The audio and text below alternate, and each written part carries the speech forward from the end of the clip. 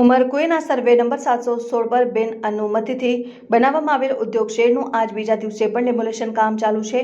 દાદરા અને નગર હવેલી યોજના અને વિકાસ પ્રાધિકરણને ઉમરકુઈના સર્વે નંબર 716 પર થયેલા ગેરકાયદેસર બાંધકામને લઈ કડક આદેશ બહાર પાડ્યો છે। તપાસ દરમિયાન બહાર આવ્યું કે પ્લિન્થ બીમ, MS કોલમ અને રૂફ શેડ રાફ્ટનું બાંધકામ કોઈપણ પ્રકારની મંજૂરી લીધા વગર કરવામાં આવ્યું છે। અગાઉ પણ નોટિસ આપી દોશી મહેતા એસોસિએટ્સને 30 દિવસમાં બાંધકામ દૂર કરવાની સૂચના આપવામાં આવી હતી, પરંતુ ન તો મંજૂરીનો દસ્તાવેજ રજૂ કરાયો ન તો બાંધકામ તોડ્યું। 20મી જૂનના રોજ યોજાયેલી સુનાવણીમાં પણ પક્ષ જરૂરી દસ્તાવેજો રજૂ કરવામાં નિષ્ફળ રહ્યો।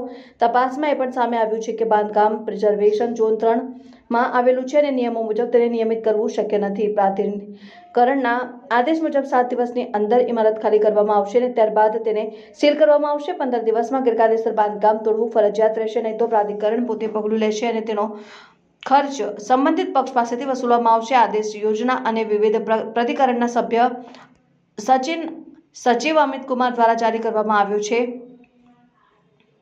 વિભાગ પર સવાલ: આટલું મોટું ગેરકાયદેસર બાંધકામ ઊભું થઈ ગયું ત્યારે સુધી વિભાગ શું કરતો હતો? બાંધકામની શરૂઆતમાં અટકાવવાની કાર્યવાહી કેમ ન થઈ? શું વિભાગની નજરથી આ બાંધકામ છુપાયું છે કે પછી જાણતા અજાણતા અવગણના કરવામાં આવી છે? જ્યારે આ વિસ્તાર વન્યજીવ અભયારણ્ય બફર ઝોનમાં છે ત્યારે મંજૂરી આપવી કે દેખરેખ રાખવામાં આટલી બેદરકારી કેમ થઈ?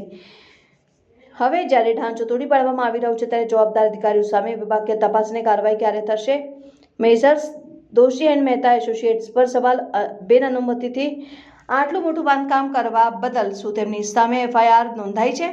માત્ર ઢાંચો તોડવો પૂરતો છે કે પછી કંપનીને ભવિષ્યમાં બ્લેકલિસ્ટ કરવાના પગલાં પણ લેવાશે? શું આ પહેલો મામલો છે કે આ પહેલા પણ આ કંપની પણ આવી ફરિયાદો કરી ચૂકી છે?